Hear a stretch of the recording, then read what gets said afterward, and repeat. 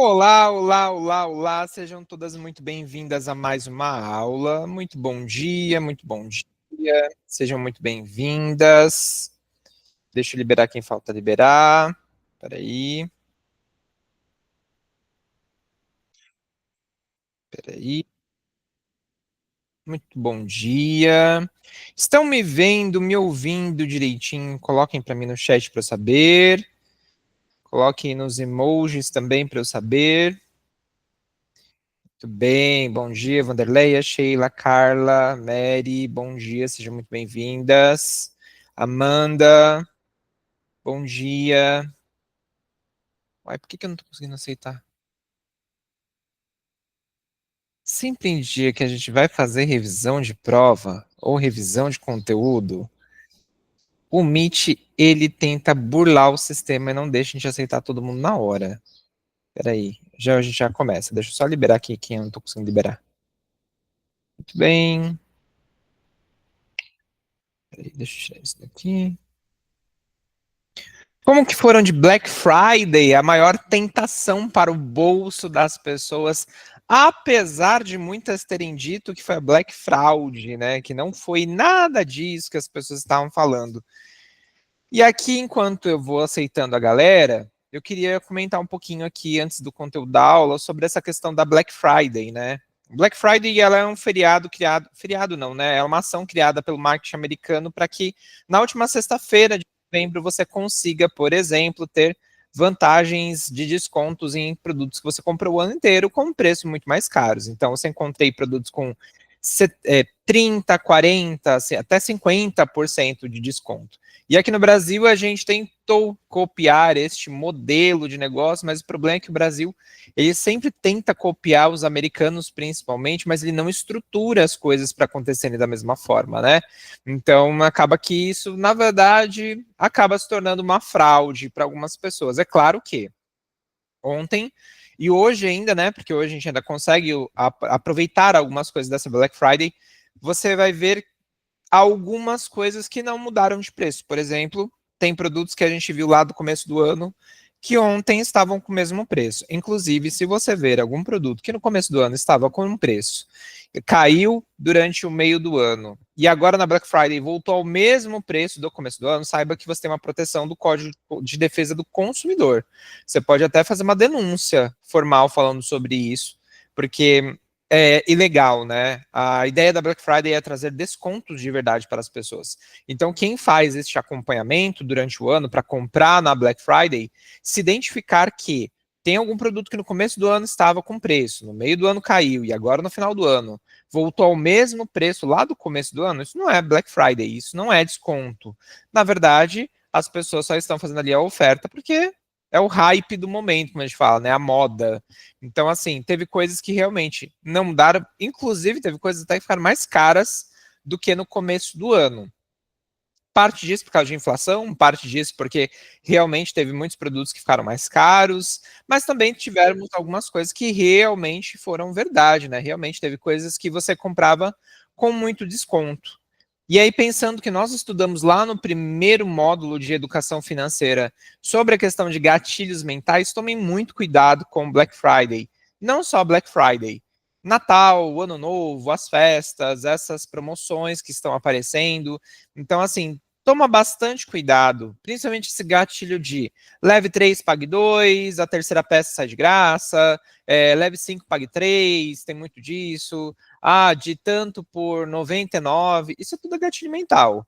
Então a gente tem que tomar cuidado, né? Eu vejo muitas pessoas comprando agora no final do ano, principalmente na Black Friday, coisas que elas não usam no dia a dia. Então tem aquele gatilho ali das próprias plataformas, né? Eu falo isso porque eu sou uma pessoa que ama tênis, eu amo sapato.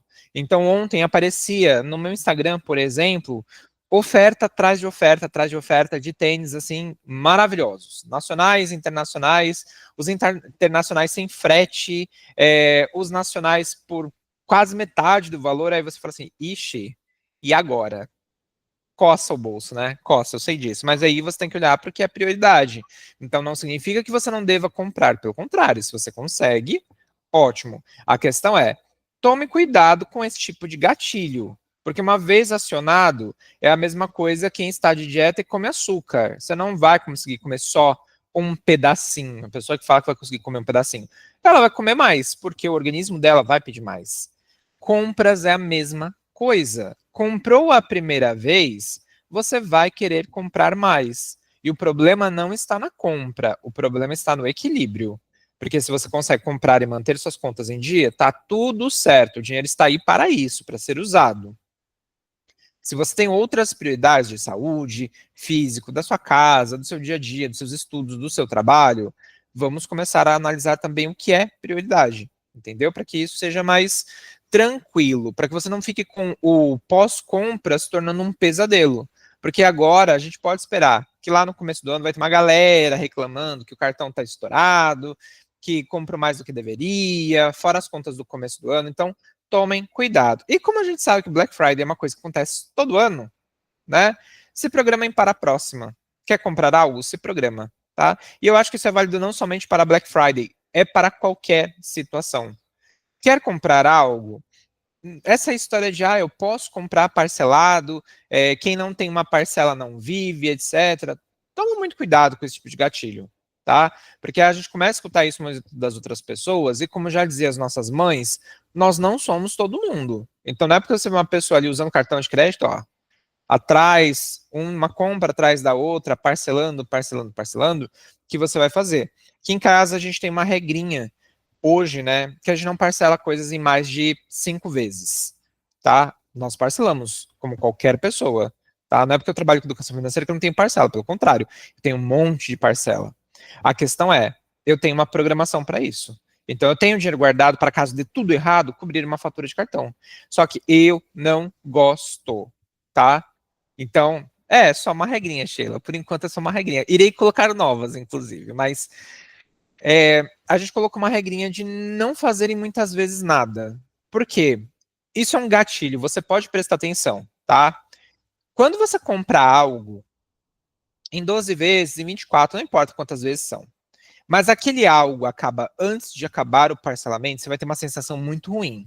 Você vai ter a sensação de que o bem acabou, mas você ainda está pagando. Outro ponto. Quando você olha lá no seu cartão de crédito e você tinha uma compra de R$ 120 e você parcelou em 10 vezes ou 12 vezes de R$ 10, R$ 12, você vai olhar que você o ano inteiro, você vai olhar lá que você tem ali uma parcelinha comendo o seu juízo o ano todo. Você vai passar para o lado, você vai ver que tem um monte de parcelinha. E o grande problema é quando essas parcelinhas viram um bolo, você acabou de pagar uma fatura, já virou com valor de limite ocupado, tá? Então tomem bastante cuidado com isso também.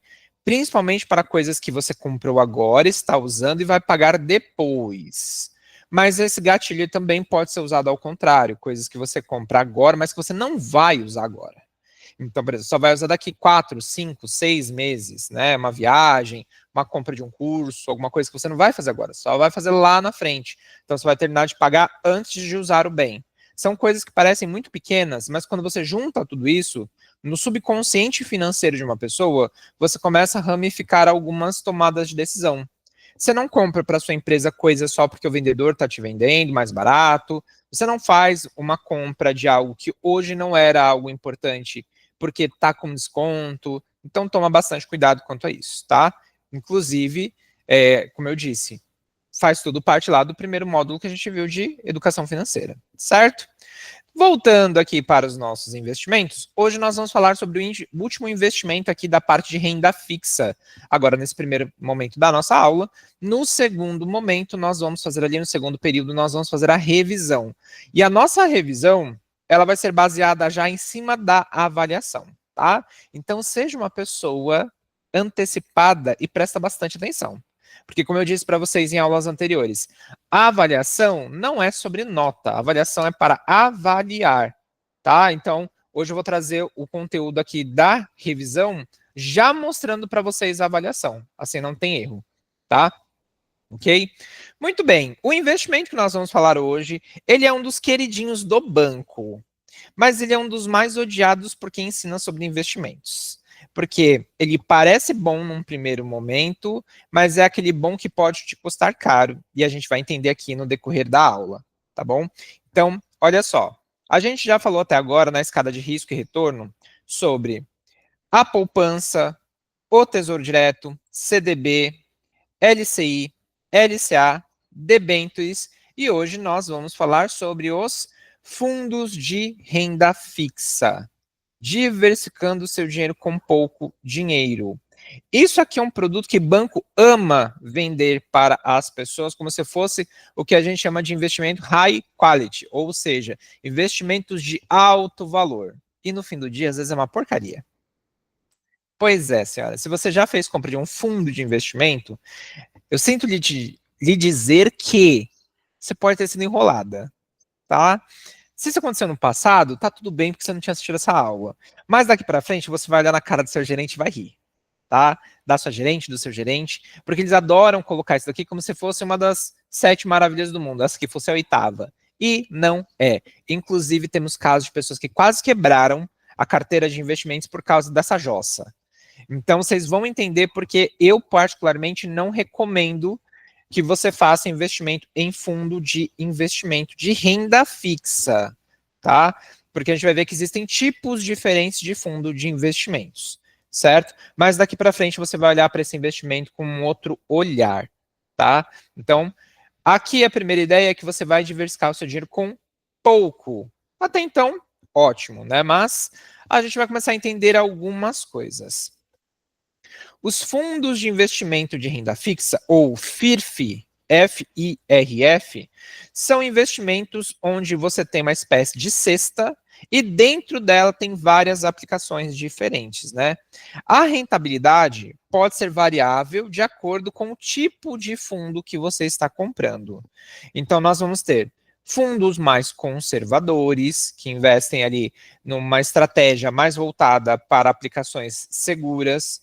Nós vamos ter fundos moderados, que já misturam um pouco essa estratégia, um pouco de investimentos mais seguros, outros um pouco mais arriscados. Nós vamos ter também os fundos de renda fixa arrojados, aqueles que investem principalmente em aplicações mais arriscadas. Isso não lembra a nossa carteira de investimento? Investimento mais conservador, investimento moderado, investimento arrojado? Porque nós vamos ver a partir da semana que vem bolsa de valores.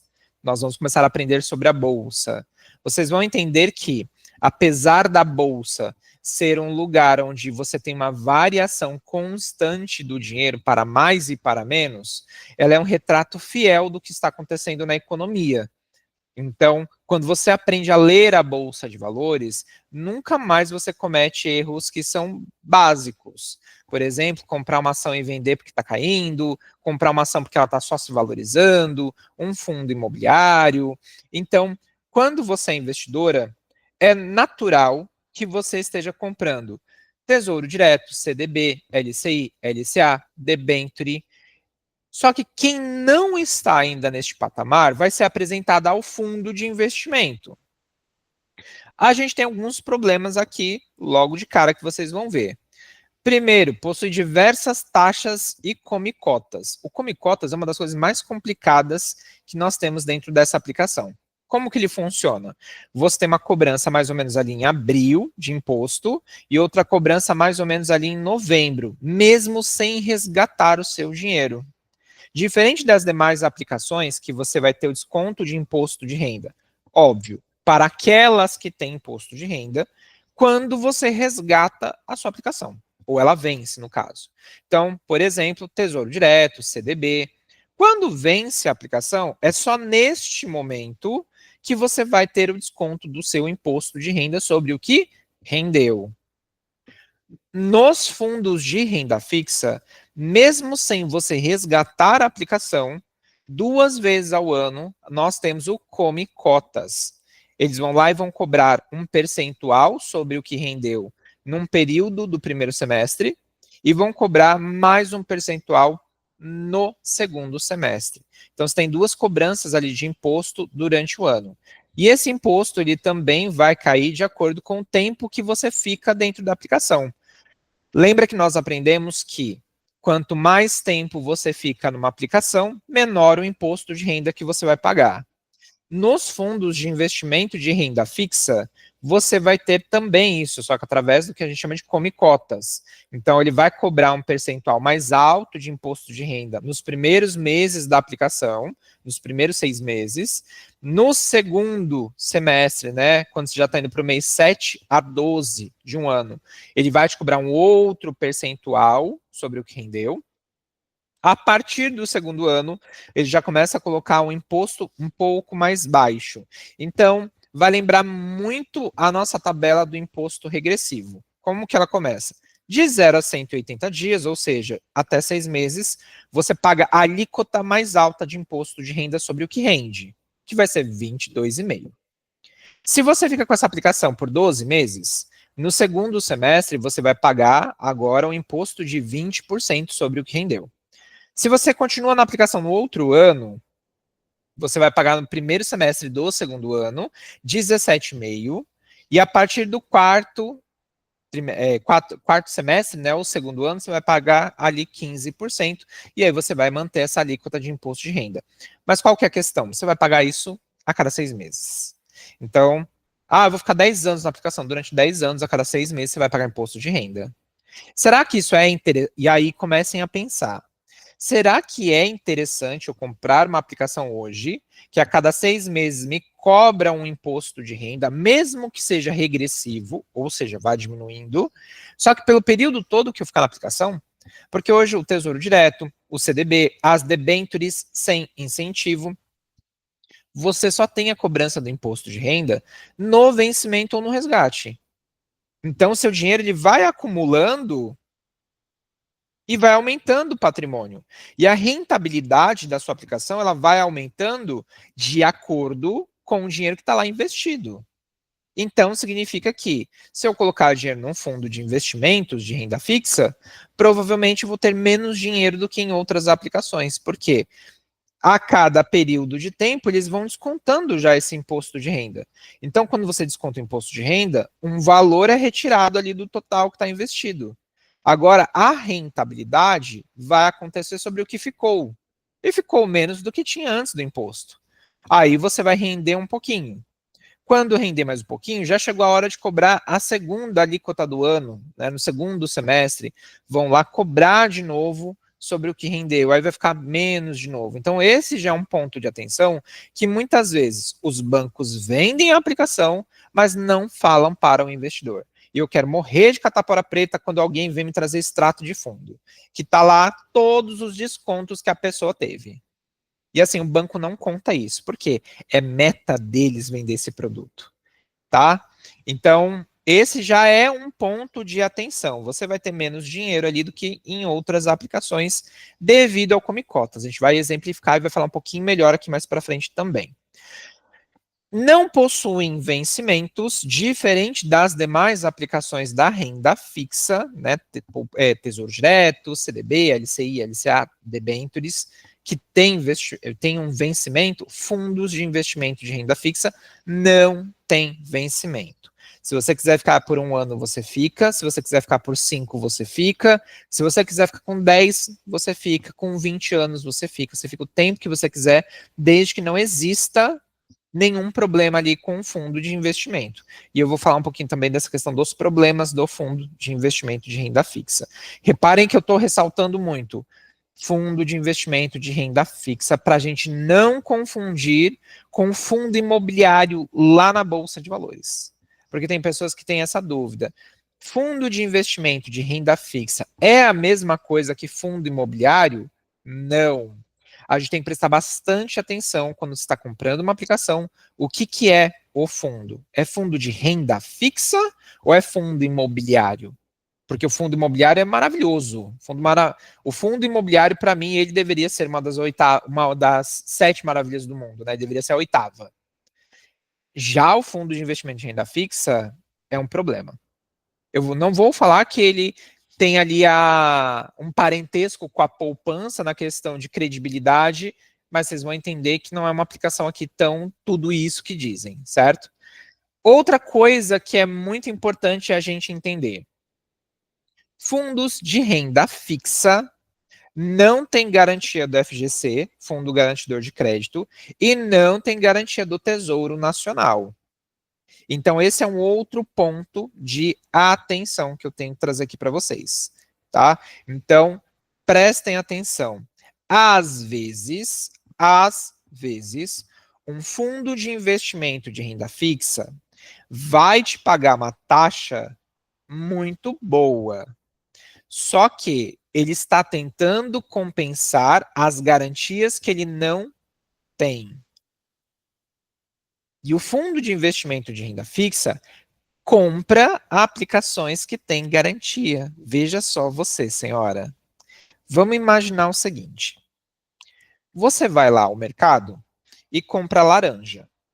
Quando você compra essa laranja, tem um selinho de garantia do produtor, certo? Ou seja, se aquela laranja está com um problema e tem um selinho do produtor, você pode entrar em contato com o produtor e falar: olha, a sua laranja está estragada. Tem uma garantia, certo? Muito bem. Mas você não compra só a laranja. Você vai no mercado e também compra a uva. A uva também tem um selinho ali de garantia pelo outro fornecedor, certo? Você vai comprar a melancia, também tem um selo ali de garantia do produtor. Então, todas essas frutas têm garantias, certo? A partir do momento que você compra isso no mercado e ele coloca tudo em uma sacola, agora a garantia é do mercado. A garantia não é mais do produtor. Em outras palavras, as aplicações que o fundo de investimento coloca dentro para te vender, elas possuíam garantia até entrar no fundo. A partir do momento que essas aplicações são colocadas dentro do fundo, elas perdem a garantia do emissor. E por que eu estou explicando isso aqui para vocês?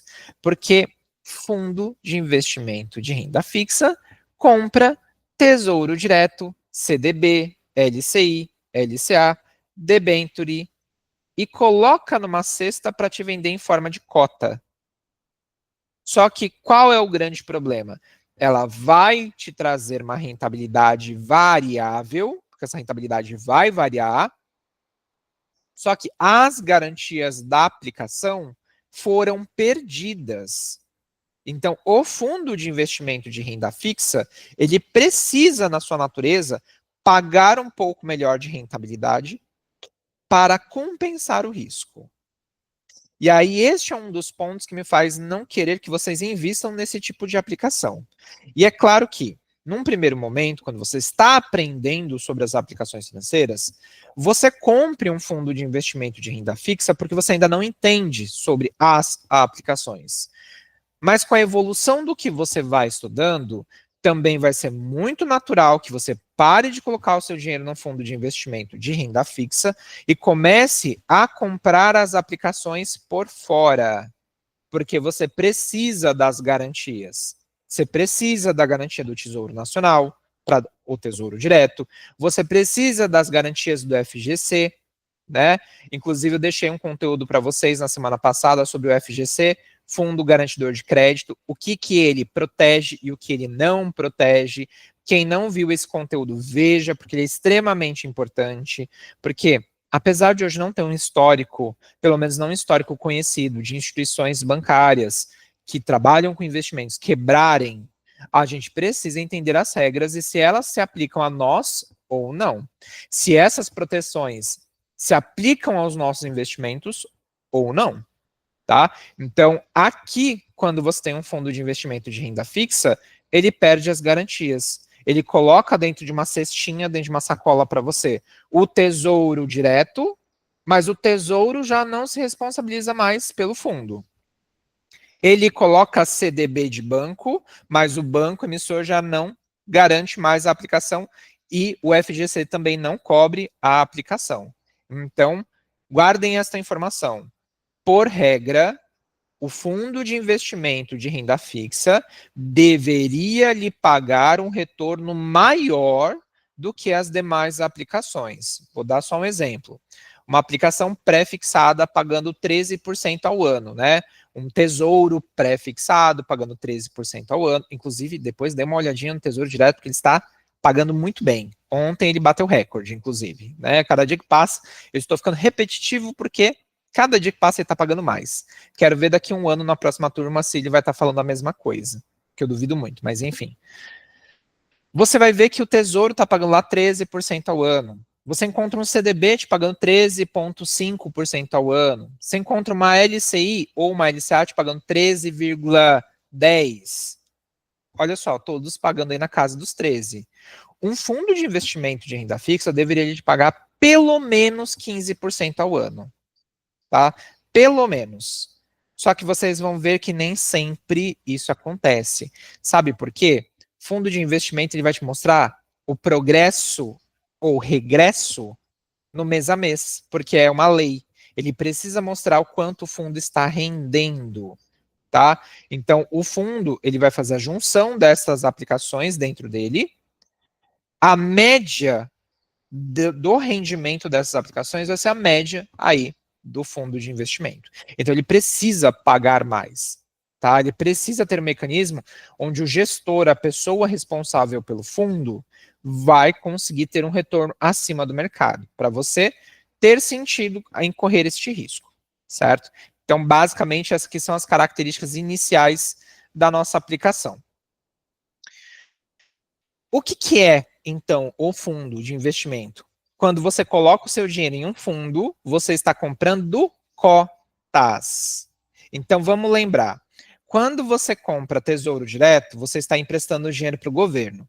Quando você coloca dinheiro em poupança e CDB, você está emprestando dinheiro para o banco. Quando você compra uma LCI, letra de crédito imobiliário, você está emprestando dinheiro para o setor imobiliário através dos bancos. Quando você compra uma LCA, você está comprando uma letra de crédito do agronegócio, emprestando dinheiro para o agricultor através dos bancos, e quando você compra uma debenture, você está emprestando dinheiro para empresas privadas em troca de retorno. Quando você compra um fundo de renda fixa, você não está mais emprestando dinheiro, você está comprando cotas. Guardem este nome. Cotas são como fatias de uma pizza. Cada um pode comprar um pouquinho. Então você não consegue comprar a pizza inteira, você consegue comprar fatias. A união dessas cotas, tanto suas quanto de outros investidores, formam o patrimônio do fundo, ou seja, tudo que ele tem investido. Então, por exemplo, aqui nós, se a Equilibris fosse uma empresa voltada para o mercado financeiro, poderíamos criar um fundo de investimento. Como funcionaria este fundo de investimento? Eu, por ter um pouco mais de conhecimento em investimentos, seria o gestor desse fundo, ou seja, eu iria escolher quais são as aplicações que vão fazer parte desta carteira, deste pacote, deste fundo. Eu abriria isso em forma de documento para vocês, uma apresentação aqui, por exemplo, falando que o nosso fundo ele vai ser moderado. Ele vai ter aplicações de tesouro, ele vai ter aplicações de CDB, ele vai ter LCIs, LCAs e debêntures. E a cota mínima para você fazer parte desse investimento é R$100. Algumas de vocês vão falar assim, ótimo, olha, R$100, mas espera aí, quem cuida disso? Eu, o gestor. Eu, gestor, vou ser o responsável por olhar a rentabilidade das aplicações, prestar atenção aos vencimentos, porque, como eu mostrei no slide anterior, fundo de investimento nenhum tem vencimento. Ou seja, você não vai colocar seu dinheiro hoje, daqui 2 anos ele vence. Não. Mas as aplicações que vão dentro do fundo têm vencimento. Então, meu papel como gestor é entrar lá no fundo, ver o que nós temos para vencer e ir trocando. Vocês, investidoras que colocam dinheiro nos meus fundos, nos meus fundilhos, não precisam se preocupar necessariamente com isso. Afinal de contas, é o Bruno, trabalha com investimento, tem tantos anos de mercado, ele faz parte da empresa XYZ. Então, existe uma credibilidade. Então, vocês vão confiar que existe uma pessoa especializada fazendo os investimentos para você. Então, você vai todo mês pagar ali, fazer os seus investimentos, seus R$ 100 todos os meses, e aí o patrimônio do fundo vai aumentando e todo mundo vai conseguindo ali ter um retorno melhor. E aí eu quero só fazer uma correção aqui. Não é necessário você investir todo mês. Você pode fazer um investimento único, colocar dinheiro todos os meses, é opcional, tá? Mas digamos que você comprou somente uma cota lá, os R$ 100 mínimos. Porque quando a gente fala cota, é a mesma coisa que falar o investimento mínimo que você pode aplicar. Porque eles são variáveis, tá? E os bancos tradicionais, eles usam muito isso como marketing. Olha só, se você fosse comprar Tesouro Selic, você ia pagar R$ 156 hoje. Se você fosse comprar um CDB, dependendo do banco, você ia pagar R$ 100, R$ 500, R$ 1.000 ou até mais do que isso. Se você fosse comprar uma LCI ou uma LCA, você ia pagar a partir de R$ 500. Com o nosso fundo, você consegue investir em tudo isso com apenas R$ 100. Você tem um gestor qualificado, cuidando das suas aplicações, e o máximo que você vai pagar é uma taxa, que a gente chama de taxa de administração. E aí você vai falar assim, uau, isso é muito bom. Tem uma pessoa especializada comprando as aplicações, gerindo o fundo, e eu pago uma taxinha de administração. Então, mas nós esperamos que o gestor realmente seja bom e que ele esteja cuidando dos investimentos em pró dos investidores e não dos interesses do banco. Vocês acham que isso realmente vai acontecer? É óbvio que não, porque quem vende fundo tem que bater meta. Então, muitas vezes, o fundo ele é usado como a xepa do mercado financeiro. Pegam as piores aplicações, com os piores rendimentos, colocam numa cesta e vendem em forma de cotas para os investidores. Esse dinheiro fica ali dentro do fundo, eles vão gerenciar, vai ter uma cobrança de administração e talvez não entregue o retorno mencionado. Porque uma coisa que vocês vão escutar muito daqui para frente é isso. Ganho passado não é garantia de ganho futuro. Então não tem, a não ser que seja um pré-fixado, não tem como eu te garantir que você vai ter uma certa rentabilidade. Então, por isso que nós aprendemos sobre aplicações pós-fixadas, atreladas a Selic, CDI e IPCA, e aprendemos sobre aplicações voltadas aos híbridos, né? A junção desses dois, pré e pós. Nós entendemos que é uma projeção. Pode se concretizar, como pode não se concretizar. O fundo de investimento passa pelos mesmos processos. E aqui eu quero trazer uma historinha que aconteceu recentemente, aconteceu agora no começo de 2023. O Nubank tem um fundo, tinha na época, um fundo de investimento de renda fixa arrojado. O nome já diz, ele é arrojado. Ele vai ter aplicações mais arriscadas. A composição da carteira, a composição do fundo era, se eu não me engano, na época, 20% de tesouro direto, 20% de aplicações da renda fixa privada, ou seja, CDB do próprio Nubank, LCI, LCA de outros emissores, e os outros 60% eram de debêntures de empresas, ou seja, dívidas de empresas. Então você tinha 40% em tesouro direto e CDB, LCI, LCA, e você tinha 60% do patrimônio do fundo em debênture. Até então, normal, porque um fundo arrojado ele vai ter mais aplicações arriscadas. Qual foi o grande problema disso? As debêntures não eram de uma empresa qualquer. As debêntures eram das lojas americanas. Alguém lembra do escândalo das lojas americanas? Dos bilhões que passaram, milhões primeiro, né, depois virou bilhão, dos milhões que passaram despercebidos e que disseram que foi um erro de fórmula, de Excel, de planilha. Lembram disso, do escândalo que aconteceu recentemente das americanas?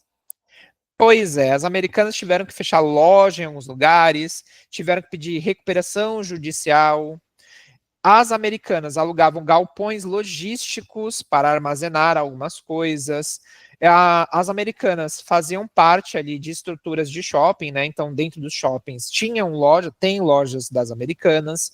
E o que aconteceu? O fator de ter tido este erro nas lojas americanas fez com que tudo que estava ligado a esta empresa começasse a quebrar aos poucos. Então, por exemplo, o Nubank tinha 40% do fundo em debêntures das lojas americanas. Os outros 20 eram empresas de outro setor, mas, aliás, de outras empresas, mas também varejistas. Vocês vão ver principalmente isso agora em bolsa. Quando você tem uma empresa de um determinado setor que ela passa por um problema, por exemplo, sonegação fiscal, problemas financeiros, problemas dentro do setor, outras empresas do mesmo setor vão passar pela mesma coisa. E aí é óbvio que isso acontecendo com as americanas levantou a orelha da Receita Federal para querer olhar outras empresas. Então, todas as empresas do setor de varejo começaram a passar por auditoria interna e externa. Automaticamente, o que aconteceu com o fundo de investimento de renda fixa, que tinha debêntures das americanas? Ele começou a despencar. Então, se você tinha R$100 investido, o valor do seu dinheiro agora valia 50. Esse 50 começou a cair. E começou a entregar menos rentabilidade para os investidores. Até um momento que a gente começou a ver que ele estava rendendo negativo. Depois de um tempinho, ele volta a se recuperar. Aí todo mundo pensa, ué, mas se ele se recuperou, é uma coisa boa. Não, não é. Por que não é? Porque se você tivesse colocado seu dinheiro em outras aplicações por fora, essas aplicações, por menos que estivessem rendendo, elas jamais ficariam negativas. Renda fixa não fica negativa. É muito raro isso acontecer. Quando sua aplicação de renda fixa fica negativa? Quando você movimenta ela na mesma semana que você colocou. Quando você compra aplicações que hoje pagam uma boa rentabilidade e lá no futuro vão ter rentabilidades melhores do que sua aplicação. E na verdade você nem está rendendo negativo. É que tem outras aplicações melhores no mercado, mas você comprou uma aplicação que tem um vencimento que paga um pouco menos.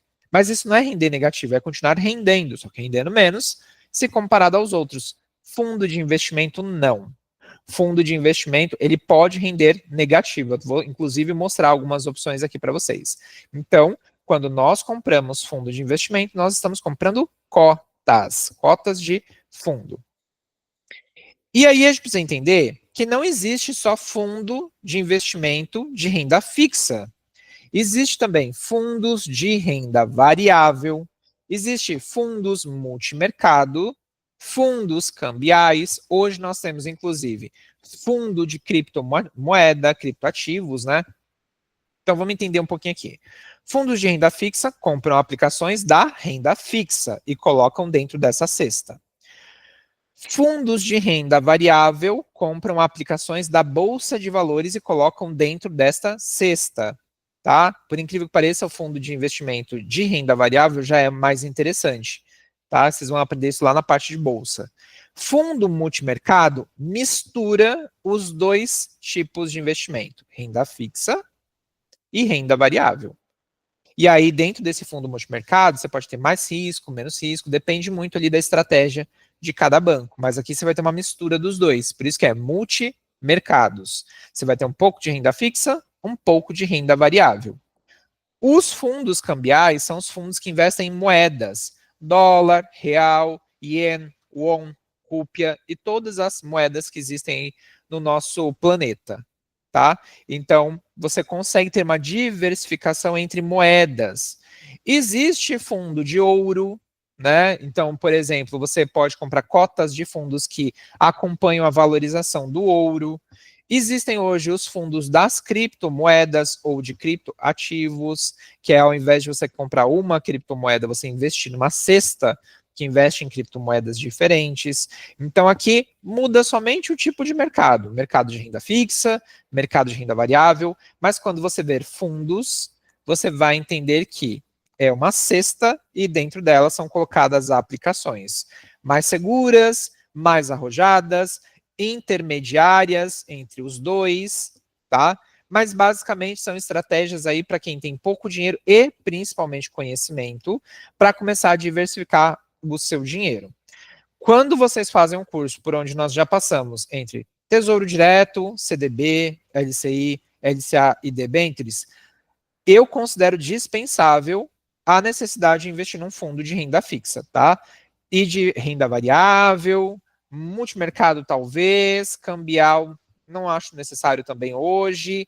Criptomoeda é interessante, mas isso a gente vai ver aí no decorrer das próximas aulas e dos próximos módulos também, tá?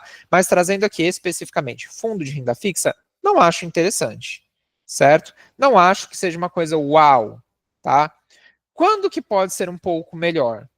Quando você realmente não tem dinheiro e quer diversificar, porque você vai encontrar fundos que cobram a partir de R$ 100.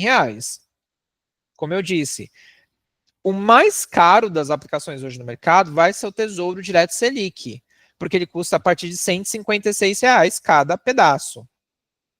Mas hoje você tem CDB a partir de R$ 1, você tem LCI e LCA a partir de 50, R$ 100, você tem debêntures, mas as debêntures elas acabam sendo um pouco mais caras. Então, assim, talvez como um mecanismo para você conseguir alcançar aplicações que com o dinheiro que você tem hoje não seja possível. Foi o que eu disse, não é que você não possa, mas vai fazer parte de uma estratégia. Então, olha, minha estratégia é, enquanto eu estou juntando dinheiro, eu vou colocar nessas aplicações. Mas aí a gente entra na questão do come cotas, né, dos impostos, da taxa de administração. Quando você entende que existe uma coisa chamada CDB de liquidez diária, ele vai fazer mais sentido para você guardar o seu dinheiro enquanto você vai aprendendo outras coisas, do que necessariamente colocar no fundo de renda fixa. A não ser que esse fundo de renda fixa pague muito bem. E muito bem, hoje, vou dar só um parênteses aqui, eu só investiria num fundo de renda fixa hoje, se ele me pagasse pelo menos 20% ao ano, tá? Então não é nem 13, 14, 15%, é 20% ao ano. Muito risco, não tem garantia, a administração pode cometer erros, então assim, a gente tem que tomar bastante cuidado, certo? Então quando você for ao banco que te ofertarem um fundo, pergunte, é fundo de renda fixa? O que tem dentro dele? Posso ver o material publicitário? Posso ver a lâmina, que é o documento? Porque eu quero entender o que tem dentro dele. Apareceu que ele investe em títulos públicos e títulos privados, ele está investindo ali no que a gente está aprendendo aqui. Tesouro Direto, CDB, LCI, LCA, debenture. Você pode pegar um fundo de renda fixa bem mais arrojado, que tenha muito mais debentures.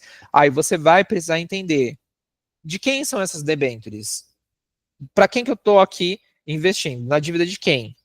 Aí você vai ver que são empresas de varejo, empresas petrolíferas, empresas do setor de energia, de saneamento, várias empresas diferentes. Você vai avaliar se faz sentido ou não para você. Tá? O Banco Inter, mais uma vez, trouxe ali para a gente também a classificação. Então a gente vai conseguir ver também, e eu vou mostrar para vocês onde que a gente vê essas informações lá no Banco Inter. Tá bom? Então esses são os 4 principais tipos, mas a gente tem mais fundos. O fundo, como eu disse, investe basicamente em títulos públicos e títulos privados. Então, vamos lembrar já disso. Título público investe no Tesouro Direto. Título privado investe em aplicações bancárias. CDB, poupança, LCI, LCA e debentures. Não confundam, porque o Tesouro Direto está dentro do banco, que ele é um título privado, tá? Lembrem que quando você entra na plataforma de investimentos, renda fixa está numa aba, Tesouro Direto está em outra aba, fundos de investimento também vai estar em outra aba, tá? Então a gente tem que se atentar a isso também, porque teve alguém que me perguntou e falou assim: mas se o Tesouro Direto é vendido dentro do banco, ele é um título privado. Não, ele só está disponível no banco, mas ele é uma aplicação do Tesouro Nacional, e tudo que é do Tesouro Nacional pertence ao governo federal. O governo federal é público, tá? Então se atentem a isso. Título público, Tesouro Direto. Título privado, CDB, LCI, LCA e debêntures, tá? Poupança também, não vamos esquecer da coitada, mas é que a gente não investe em poupança, certo? Então, o fundo de investimento de renda fixa vai investir principalmente nesses tipos de investimentos. Vantagens dos fundos de renda fixa: gestão especializada de um administrador, Dessa forma, você não precisa ter muito conhecimento para investir, mas precisa saber avaliar o fundo antes de investir. Então, isso é uma vantagem sendo uma desvantagem. Por quê? Para eu conseguir botar minha cabeça tranquila no travesseiro à noite, eu preciso entender no que o fundo está investindo, certo? É tesouro? É CDB? É debênture? Para quem que ele está emprestando dinheiro? Quem que está devendo para ele? Se eu vou ter todo esse esforço para olhar isso, por que eu não estudo o raio das outras aplicações? Tesouro Direto, CDB, LCI, LCA. Porque, de certa forma, apesar de você ter uma gestão especializada de um administrador, você está tendo a dependência, você depende ainda do administrador para tomar uma decisão. Sendo que quando você estuda por conta própria, você vai entender sobre vários especialistas, o ponto de vista de cada um, mas você vai começar a criar a sua estratégia. Não é porque o Bruno vem aqui e fala que o Tesouro Direto é a aplicação mais segura do Brasil, que eu preciso necessariamente hoje colocar dinheiro nesta aplicação. Eu posso colocar dinheiro num CDB, eu posso colocar dinheiro numa LCI, numa LCA, eu posso preferir não guardar dinheiro e fazer um investimento na minha empresa, eu posso tentar encontrar uma outra forma de aumentar a minha renda. Então, quando você estuda, você tem ali uma visão crítica das coisas, você consegue ter ali o lado de análise dos investimentos. Então, aqui na parte da vantagem, é porque você tem um gestor especializado, mas isso vai causar uma codependência. Tá? Então tomem cuidado. Desvantagem, não possui a garantia do FGC, diferente dos outros produtos da renda fixa, e também não tem garantia do Tesouro Nacional. Fundos possuem riscos? Depende. Fundos investem em diversos ativos. Ativos são as aplicações financeiras, guardem este termo, porque a gente vai falar muito daqui para frente sobre ativos, né? Então toda a sua aplicação financeira é um ativo financeiro. E eles fazem isso para diluir o risco, ou seja, minimizar o risco. O que também chamamos de diversificação. Vocês vão ter aulas somente de montagem de estratégia de diversificação. Quando a gente passar por todos os investimentos, lá perto do finalzinho do curso, vocês vão aprender só a montar carteira. O que eu coloco de fundo imobiliário, o que eu coloco de ações, o que eu coloco de tesouro, o que eu coloco de CDB, de LC, LCA. Então, olha só, nós estamos criando, de certa forma, um fundo. Só que é a nossa carteira, e você está escolhendo isso, tá? O fundo possui um CNPJ próprio. Isso significa que o dinheiro do fundo é separado do dinheiro da instituição que está administrando. Ou seja, quando você entra lá no Banco Inter, ou em qualquer banco, e você encontra um fundo de investimento, este fundo de investimento ele vai ter um CNPJ próprio. Com isso, se o Banco Inter quebrar, o fundo não quebra. O que vai acontecer é que o Banco Central vai encontrar uma outra instituição e vai migrar o fundo para outro lugar. Você vai ser notificada dizendo que por problemas ali no banco onde o fundo estava, houve a transferência dos recursos para o banco X. E agora, a partir de então, quem vai administrar vai ser o banco X. Tá? Então, não corre-se o risco de, caso o banco que venda o fundo quebrar, o fundo quebrar também, porque o CNPJ é separado.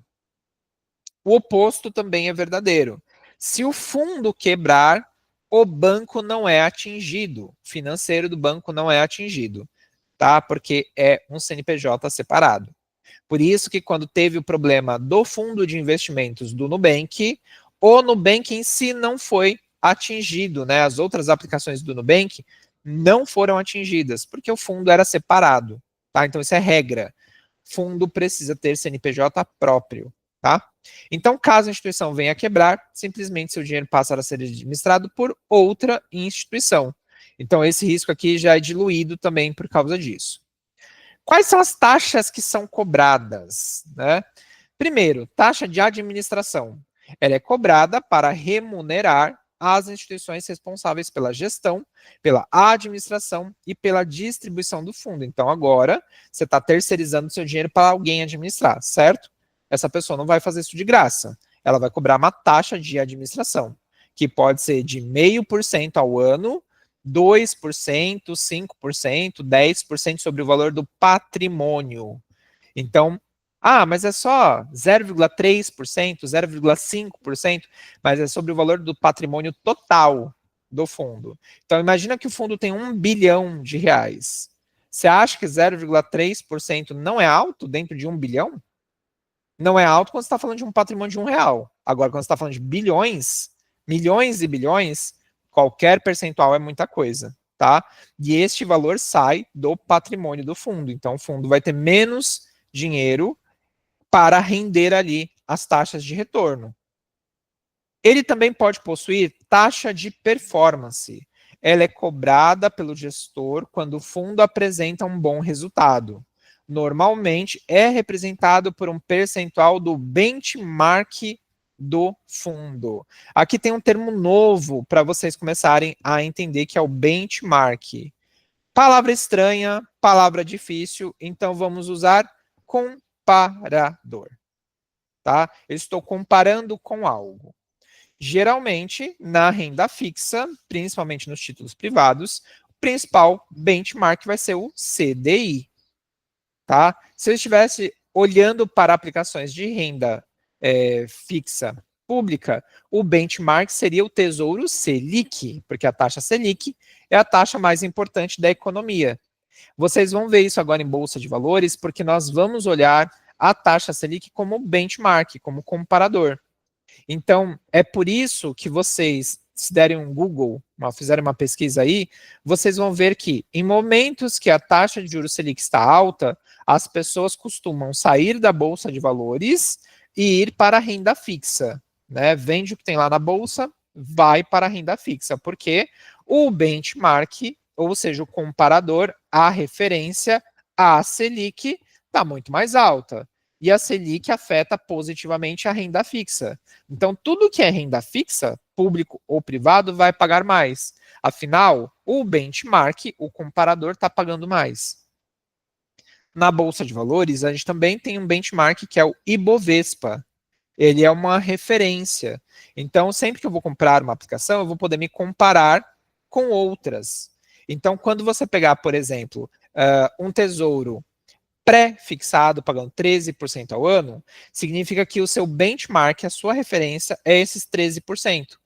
Para você aceitar correr risco e comprar um CDB pré-fixado, ele teria que te pagar mais do que o benchmark pré-fixado do Tesouro. Então, por exemplo, você encontra um CDB que está te pagando 13% ao ano, mas você olha que lá dentro do Tesouro pré-fixado, para a mesma data, a aplicação está te pagando 13,15%. Você não está ganhando só 15%, 0,15% a mais no Tesouro. A gente tem que lembrar que o Tesouro Direto é o grupo de aplicações mais segura do Brasil. Então, olha só, o benchmark é esse pré-fixado lá dentro. Então, você quer correr risco mesmo colocando num CDB que só paga ali 13%, você tem que querer um retorno maior. Então, peraí, olha, o benchmark, a referência dos pré-fixados hoje é o 13% ali do Tesouro pré-fixado. Quanto que os CDBs, LCIs, LCAs, debêntures estão pagando? Ah, encontrei um CDB que paga 15% ao ano pré-fixado. Olhando para o benchmark, olhando para o comparador, que é o Tesouro Direto pré-fixado, agora ele está pagando mais. Aí eu vou optar. Vou comprar a aplicação que paga mais, né, o CDB, que paga 15% ao ano, mas vou correr o risco de ser um CDB, ou vou ficar no Tesouro Direto pré-fixado, pagando 13%, que é a aplicação mais segura do Brasil. Então, benchmark é comparador. Você vai comparar uma coisa com outra. É que o mercado financeiro adora colocar palavras para fazer as pessoas deixarem de comprar investimentos. Então, parece que muitas vezes o mercado financeiro ele desincentiva as pessoas a investir, porque ele coloca termos complexos. Benchmark é comparador. É você comparar uma coisa com outra. Então, todas as vezes que você vai comprar uma aplicação, ele vai mostrar para principalmente um fundo de investimento, ele vai mostrar para você quem é o benchmark. E geralmente o benchmark é o CDI, tá? Principalmente nas aplicações da renda fixa, certo? Muito bem. Mas a gente não tem só essas taxas, a gente também tem taxa de entrada ou de saída. Ela é cobrada pelo fundo para poder aplicar inicialmente ou antes de sair do fundo. O que significa isso? Que o banco cobra uma taxa para você poder investir no fundo. Hoje, muitos bancos, muitas corretoras não cobram mais essa taxa. Mas no passado, até 2005, 2006, os bancos cobravam uma taxa para você poder entrar no fundo. Então, por exemplo, se você colocava R$ 100 e a taxa era de 10%, você ia colocar R$ 100, mas esses R$ 100 ia virar só 90, porque R$ 10 eles iam cobrar de você ali de taxa de entrada na aplicação. Ou se você decidisse sair e a cobrança fosse na saída, você ia ter ali o banco deixando você colocar R$ 100, mas se você desejasse sair, eles iam cobrar esses R$ 10 na saída. Por isso que era cobrado taxa de entrada ou taxa de saída. Só para me explicar uma coisinha que eu não expliquei antes aqui, ó, na taxa de performance. A taxa de performance, ela é cobrada quando o gestor consegue te trazer um retorno acima do que foi programado ou que foi anunciado. Então, por exemplo, a aplicação está dizendo para a gente que vai pagar 120% do CDI, tá? Que é mais alto do que a maior parte ali das aplicações do mercado. Até 120%, se ele conseguir esse resultado, ele não cobra nada. Mas se ele conseguir um resultado acima do 120, então ele conseguiu 130% de retorno. Ele vai te cobrar do 120 ao 130, ou seja, essa diferença de 10% que ele conseguiu a mais, ele vai te cobrar uma taxinha a mais também por esse resultado a mais que ele conseguiu para você, tá? Então, tem aplicações que têm taxa de performance, uma taxa a mais para você pagar, tem aplicações que você não tem essa taxa a mais para pagar, tá? Então, depende muito ali do fundo de investimento que você está analisando. Alguns têm, outros não. Geralmente vai ter quando eles estão muito otimistas com um determinado grupo de investimentos. Então, por exemplo, agora a gente está vendo a renda fixa se valorizando muito, né? Se tem tesouro se valorizando muito, automaticamente CDB, LCI, LCA, né? Debentures um pouco menos, porque é título de empresa, então as empresas que colocam ali as taxas que são interessantes para eles. Mas os gestores ficam mais otimistas, porque é mais rápido hoje para você bater uma meta. Então, tá mais simples você conseguir uma aplicação que te pague 120% do CDI. Nem necessariamente você precisaria comprar um fundo. Se você entrar lá no Banco Inter, na parte de renda fixa, você vai ver que tem aplicações pós-fixadas pagando 123%, 124% do CDI. Então, não necessariamente seja um desafio para o fundo. Então, o benchmark geralmente acontece quando eles conseguem te entregar um resultado acima da média, acima da performance do mercado, tá? E como eu disse, a maior parte das aplicações não cobram. Algumas cobram, outras não, tá? Então a gente vai ter que olhar o documento também para saber quem cobra e quem não cobra. Aqui na parte da taxa da entrada e da saída, a maior parte das corretoras de fundos não cobram essa taxa mais. Mas vale a pena olhar a lâmina do fundo. Outro termo que vocês vão ver muito daqui para frente, lâmina. Quando vocês ouvirem falar de lâmina, lembrem de papel. A gente compra sulfite, né, folha de sulfite, e fala folha de sulfite. O produtor chama isso de lâmina. Lâmina de papel. Tá? Então, sempre lembrem disso. Quando falarem assim, você gostaria de receber a lâmina ou o prospecto do nosso fundo? Eles estão falando da apresentação. Eles estão falando do documento que fala as informações da sua aplicação. Você pode até fazer, já tem aluno aqui, né? Eu não vou falar quem é, mas tem aluno aqui que, por ter um pouquinho mais de conhecimento, o banco já percebeu que a pessoa sabia alguma coisa. Por quê? Falou os termos lâmina, benchmark, não significa que a pessoa saiba tudo. Mas isso já dá uma assustadinha no banco. Porque o banco ele faz uma triagem. Primeiro ele vai colocar você para ser atendida por qualquer pessoa. O estagiário que está começando agora vai te atender. Quando você usa um termo um pouquinho mais rebuscado, uma coisa um pouquinho diferenciada, ele fala assim, opa, essa pessoa não é qualquer pessoa. Ela entende sobre isso daqui. Falou um termo técnico, um jargão financeiro, nossa, já vão pedir para chamar um gerente, uma outra pessoa responsável da conta, porque já entenderam que você não é qualquer pessoa. Então as chances de te enrolar diminuiu, tá? Então lâmina é o nome do documento que traz as informações da sua aplicação. Para as aplicações que você já tem, você pode entrar em contato com o banco e falar assim, vocês podem me mandar a lâmina ou o prospecto da minha aplicação? Para quem tem previdência, né? Para quem tem outros investimentos? Ah, mas será que a lâmina é para quê? Não, gostaria de olhar ali a rentabilidade dos meus investimentos. Vocês vão deixar o banco com medo, tá? Porque quando você tem esse tipo de informação, por mais que você não saiba ler num primeiro momento, o banco já fala assim, opa, essa pessoa não é qualquer pessoa. Você vai receber um tratamento diferenciado, tá? Então, assim, faz esse teste. Falando em previdência, previdência privada, que as pessoas falam, uau, previdência privada. Previdência privada, meus amores, é o fundo de renda fixa. Previdência privada investe em Tesouro Direto, CDB, LCI, LCA, debêntures. Tudo que eu acabei de falar para vocês até agora de fundo de investimento, só troca o nome fundo de investimento, previdência privada. É a mesma coisa. Sem tirar nem pôr. É tudo a mesma coisa. Qual que é a diferença de um para o outro? O fundo de investimento não espera que você saia daqui 10, 20 anos. Enquanto na Previdência, a gente espera resgatar os rendimentos em 10, 20 anos. Então, é basicamente isso.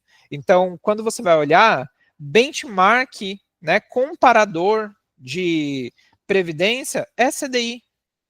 Você vai ver que é as mesmas coisas. Você vai olhar o documento ali de uma previdência e fala assim, engraçado, o Bruno falou isso daqui, isso me lembra um outro tipo de investimento. O que era mesmo? Fundo de investimento. Só colocar outro nome. Sabe por quê? No fundo de investimento, você faz parte ali com uma galera. Tem um monte de gente investindo na mesma aplicação. A sua previdência é privada, ou seja, é somente sua, não tem outras pessoas. É o teu terreninho com seu dinheiro. Enquanto o fundo de investimento, ele é um grande sítio com muitas pessoas investindo. Então, esta é a diferença. Previdência privada é um fundo de investimento de renda fixa privado, é meu, somente meu. Eu acumulo somente patrimônio lá dentro.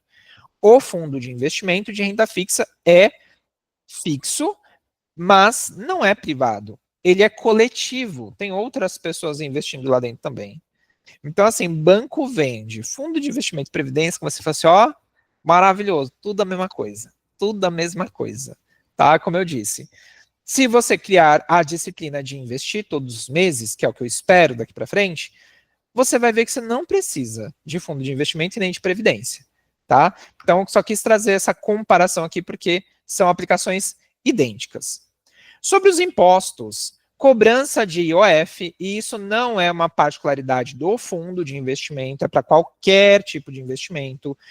Se você colocar dinheiro hoje numa aplicação e tirar em menos de 30 dias, você vai pagar o IOF. Isso não necessariamente é só de investimentos. Se você coloca um dinheiro na sua conta bancária e movimenta ela em menos de 30 dias, em algum momento vai ter uma cobrança ali de IOF, Imposto sobre Operações Financeiras.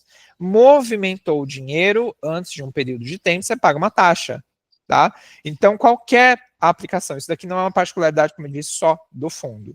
Qualquer aplicação de renda fixa movimentou antes de 30 dias, você vai ter o IOF. Não mexeu, deixou lá por mais de 30 dias, já não cobra-se mais essa taxa, tá? Então, o IOF, depois de 30 dias, é isento. O imposto de renda é regressivo, de 22,5% a 15%, igual às demais aplicações, né? Tabela regressiva. E você tem aí esse come cotas, recolhimento antecipado do imposto de renda, que acontece nos meses de maio e novembro. Para fundos de longo prazo, ou LP, guardem essa sigla, LP, porque vocês vão ver, FIRF-LP, Fundo de Investimento de Renda Fixa Longo Prazo. Ah, sabe aquelas letrinhas que você olha lá e fala assim, mano, o que é FIRF-LP? FIRF-MP? FIRF-CP? Você fica perdida? Fundo de Investimento de Renda Fixa, curto prazo, médio prazo, longo prazo. Tá? É só porque eles gostam de parecer que é uma coisa uau e não é. Tá? Então, para fundos de longo prazo, é cobrado 15% de imposto de renda sobre a rentabilidade do fundo. Já para os fundos de curto prazo, são cobrados 20%. Então, além de você pagar imposto de renda, você vai ter o come cotas. Olha que lindo. Pode ser menor ou maior. Então, você não paga só imposto, né? Você paga imposto de renda, você paga taxa de administração, você paga taxa de performance, taxa de entrada e saída e taxa de come cotas. Alguns têm todas as taxas, outros não têm todas as taxas, tá? Então, você vai ter as mais comuns. A taxa de administração, o come cotas e o imposto de renda, tá? Que são as mais comuns. Pode ser que um banco maior cobre as outras. Isso vale também para a gente prestar atenção que bancos tradicionais, Itaú, Santander, Banco do Brasil, Caixa Econômica e outros bancos aí que são tradicionais, eles podem cobrar todas essas taxas, as 5, né? Eles podem cobrar para você taxa de administração, taxa de performance, taxa de entrada, come cotas e imposto de renda. Por quê? Já pegou-se muito dinheiro. São empresas consolidadas no mercado. Já empresas mais jovens, que ainda estão se estruturando, podem tirar algumas taxas. Por exemplo, taxa de performance ou taxa de entrada e saída. Então, assim, você vai ver que tem muitos bancos hoje que isentaram algumas e outras eles cobram. O que é mais comum você ver de cobrança é taxa de administração, porque sempre vai ter um gestor ali atrás. Não dá para eu pedir para alguém cuidar de alguma coisa para mim e não remunerá-la, tá? Então é por isso que a gente fala aqui que pelo menos essa taxa será cobrada. Olha só, eu peguei um printzinho básico lá dentro do Banco Inter. Um dos pontos que eu quero que vocês reparem é que ele é verde, aqui do lado, tá? Então, vamos lembrar do grau de risco através das cores. E aí vai ter algumas informações aqui para a gente começar a entender. Nome da aplicação: Interconservador Plus FIRF LP. Fundo de investimento de renda fixa a longo prazo. Movimentação mínima, ou seja, aplicação mínima, R$1. A partir de R$1 você já consegue investir nele. Saldo mínimo, tem que ficar R$1 lá. Liquidez do resgate, D+1. Lembra muito CDB, né? Coloca num dia, você pode resgatar no mesmo dia, resgatar no dia seguinte, a partir de R$1. Grau de risco baixo. A aplicação inicial mínima, R$1. Tem cashback para quem é Interone, Interblack e Interwin. Então, quem investe, né, em fundos de investimento e tem esses cartões do Banco Inter, consegue um cashback, né? Uma parte do dinheiro volta para essa pessoa ali na conta dela, tá? Em 12 meses, pagou uma rentabilidade de 11,60 acumulado. Isso é um ponto muito interessante. O fundo te paga referente ao que aconteceu, diferente das aplicações que ainda vão pagar. A gente está acostumado a olhar a rentabilidade de aplicação com vencimento e está pagando ali, ó. Pós-fixado, 120% do CDI no vencimento. Pré-fixado, 13% ao ano no vencimento. Híbrido, IPCA mais 6% no vencimento. Aqui ele traz para a gente o que rendeu nos últimos 12 meses. E como eu disse, ganho passado não é garantia de ganho futuro. Outro ponto de atenção. Você vai ter taxas de administração e esse cara está te pagando 11,60. Tesouro direto está te pagando 11,25 no Tesouro Selic. Tesouro prefixado está te pagando 13% ao ano. A gente às vezes acha que a pessoa que montou isso aqui estava bêbada. Mas, enfim, é o que ele trouxe de retorno aí nos últimos 12 meses. 11,60, tá? Porque o fundo ele é uma estratégia. Olha só. Todos os meses aqui, de março de 2022 até fevereiro de 2023, ou seja, 12 meses, você consegue ver quanto que ele pagou de rentabilidade acumulada, né? Até chegar um determinado momento que ela chegou a uma rentabilidade negativa. Foi como eu disse, fundos podem ter um retorno negativo, tá? Essa aplicação, ela é datada de 2022, ela não é agora de 2024. Essa aplicação não está mais disponível, mas é só para vocês entenderem quanto que ela rende mês a mês. Se fosse hoje, né, eu tenho que entender o seguinte. Deixa eu colocar aqui uma calculadora para mim mostrar para vocês. O benchmark aqui vai ser a taxa de juros Selic, porque é renda fixa. O CDI, ele é o rendimento através da Selic. Então, tudo aqui é Selic. Hoje, a nossa taxa Selic está em 11,25. 11,25 dividido por 12 meses traz uma rentabilidade mensal de 0,94. Tá? Depois da terceira casa, é um 7, a gente pode arredondar para mais, 0,94. Então, por regra, a minha aplicação ela precisa me entregar todos os meses acima de 0,94. Então, olha só. Aqui, 1 e 1, 0. Peraí que eu não estou enxergando. 0,82, 1,10, 1,8, 1,8, 1,22, 1,16, 1,6, 1,3, 1,13, negativo 0,46. Não adianta nada. Todos os outros meses, né, com exceção aqui de abril, a aplicação me pagar mais de 1%, mas quando eu tenho aqui um negativo, ele me tirou mais ou menos 0,54% de rentabilidade. Ou seja, tudo que eu ganhei aqui, nesses outros, eu perdi aqui. E geralmente isso é quando tem alguma mudança na taxa de juros, alguma questão política, alguma questão monetária. Então você tem que entender se está trazendo um retorno interessante para você e de preferência acima da média mensal da taxa de juros, certo? Então a gente viu ali, olha, taxa Selic hoje na média 0,94. A minha aplicação precisa me trazer aqui pelo menos acima de 0,95. Ele trouxe. Se aqui tivesse sido positivo, né, em janeiro de 23, estaria ótimo, mas não foi isso. Infelizmente, ele acaba derrubando a rentabilidade do período, certo? Então, a gente também tem que se atentar a isso. Muito bem, vindo aqui, aí a gente vai ter as informações mais detalhadas do fundo de investimento. Um CNPJ particular, então esse não é o CNPJ do Banco Inter, é o CNPJ do fundo. Quem é o custodiante? Quem é que cuida? É o Banco BTG Pactual. Ué, Bruno, peraí. A aplicação é vendida no Banco Inter. O que o Banco BTG Pactual tem a ver com isso? Que outros bancos podem cuidar, administrar a aplicação. Então, o custodiante, a custódia, está sobre o Banco BTG Pactual. O que significa isso?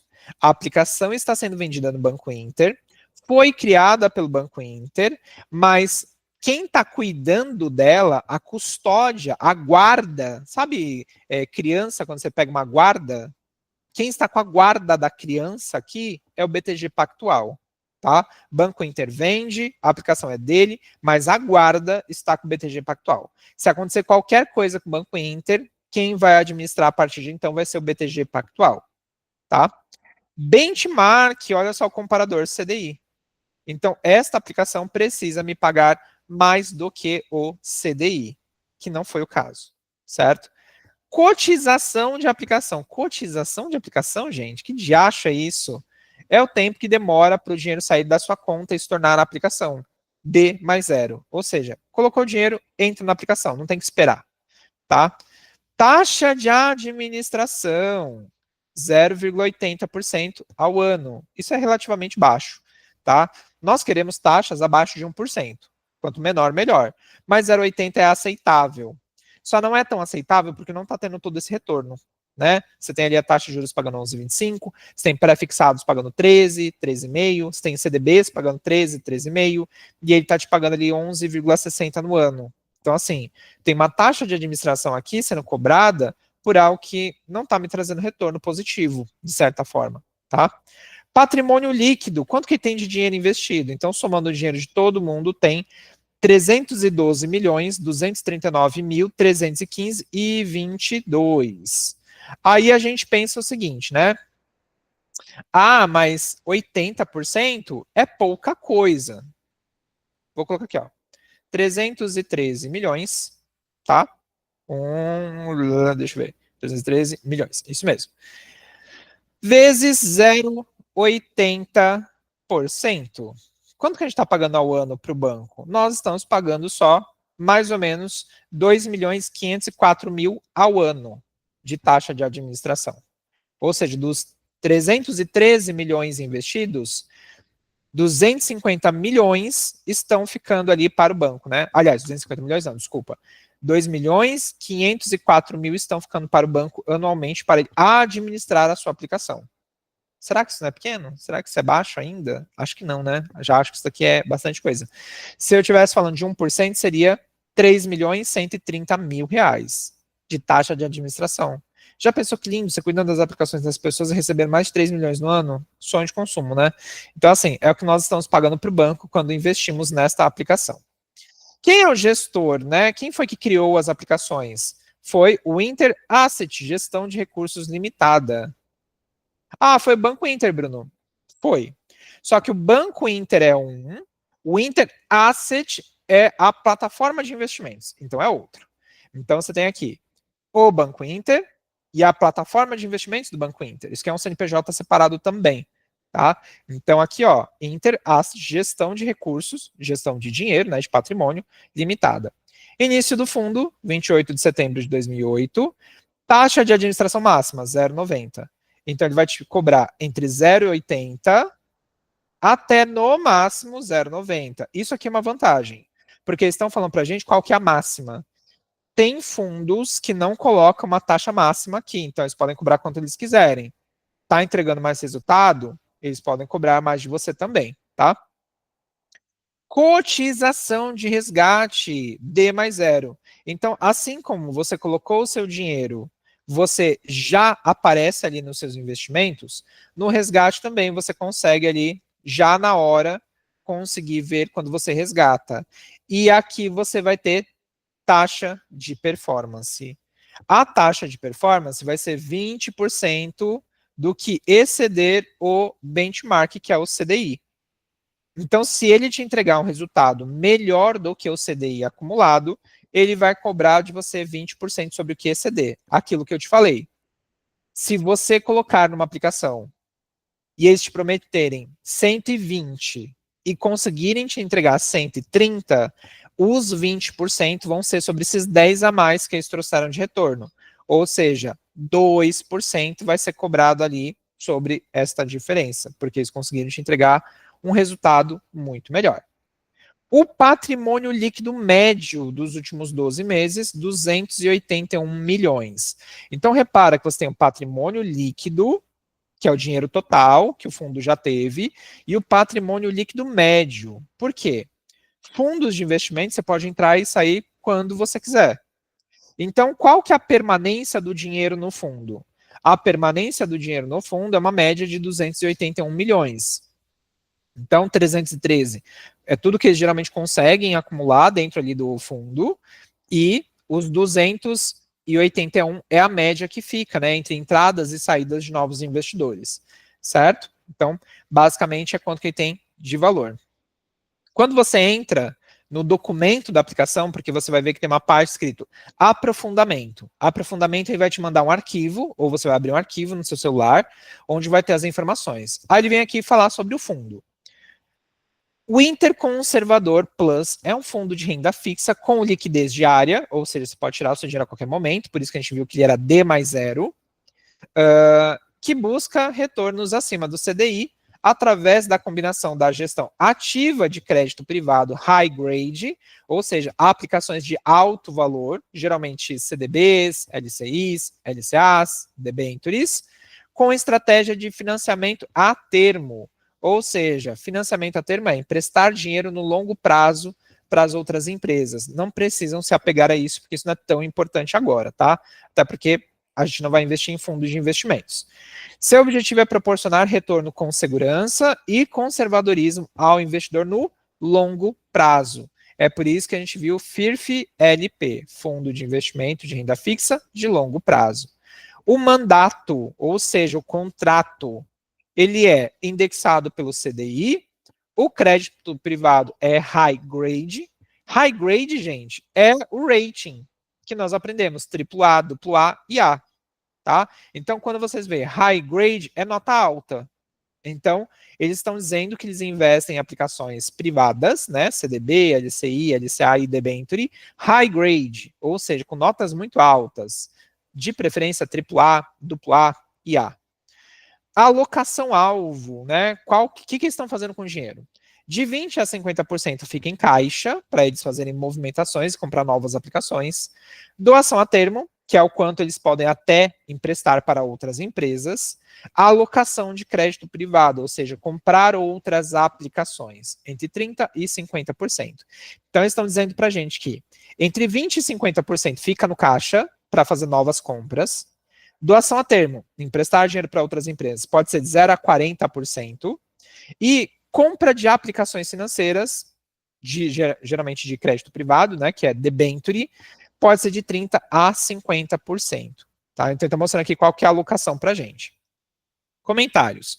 O Fundo Inter Conservador Plus rendeu menos 0,46 em janeiro de 2023, versus 1,12 do CDI, alcançando performance de menos 41,31 do benchmark. Ou seja, ele perdeu uma valorização, né, de 41,31 se comparado ao CDI.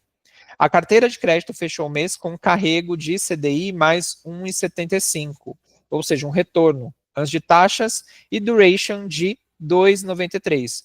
Outro termo aqui para vocês anotarem. Duration é duração. Duração é a média que as pessoas ficam na aplicação. Ou a média das aplicações do vencimento, de 2 a 3 anos, né? Aqui cortou um pouquinho, mas é 2,93. Então, as aplicações têm uma média de duração ali de 3 anos, certo? Essa informação, ela não é tão relevante para a gente, porque é indiferente ali o tempo da aplicação, porque não somos nós que vamos gerenciar, o gestor, tá? Então, aqui está falando que os vencimentos das aplicações é em média de 3 anos. Se é longo prazo, ele pode pegar taxas de retorno mais baixas, porque vai ter variação, certo? A gente já espera que a taxa de juros vai cair, a bolsa se valorize, ou o oposto, como está acontecendo agora, tá?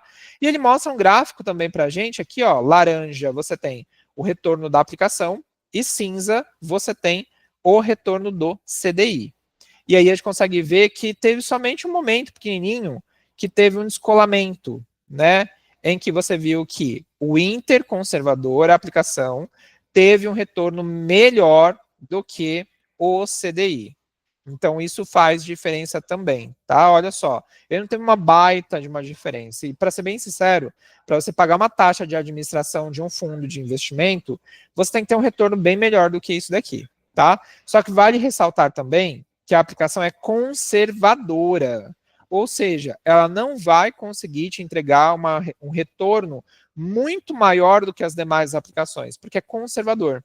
Se ele fosse moderado ou arrojado, provavelmente ele iria te entregar um retorno muito melhor, porque você vai correr mais risco. A gestão vai te cobrar uma taxa de administração mais alta, vai ter taxa de performance mais alta, porque eles vão correr atrás para bater a meta.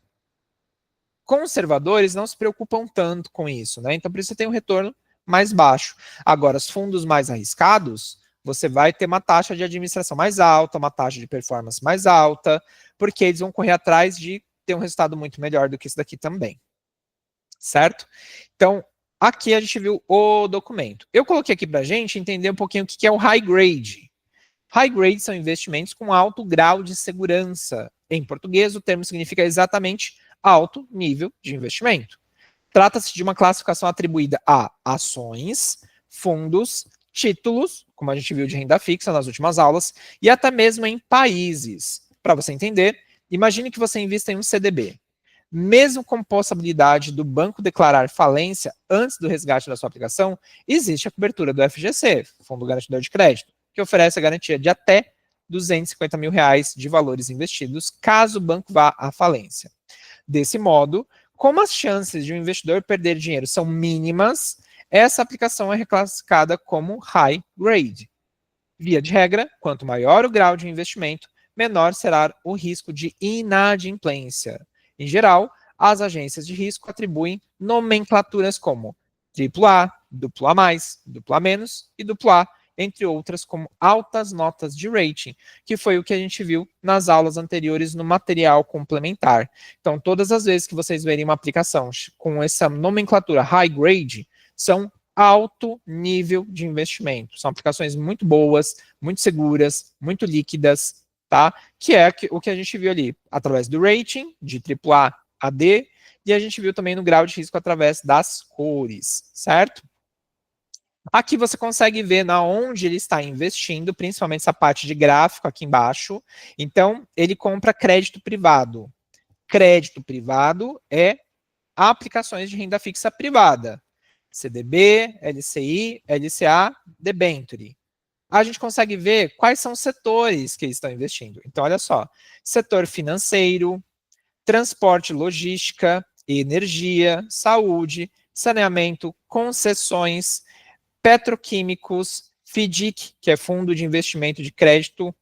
A gente tem aqui, ó, gestão de resíduos, consumo cíclico, imobiliário, shopping centers, consumo não cíclico e distribuição de gás. Então, eles estão colocando dinheiro, né, dentro de debêntures que investem nesses setores. E você consegue perceber que a maior participação é no setor financeiro.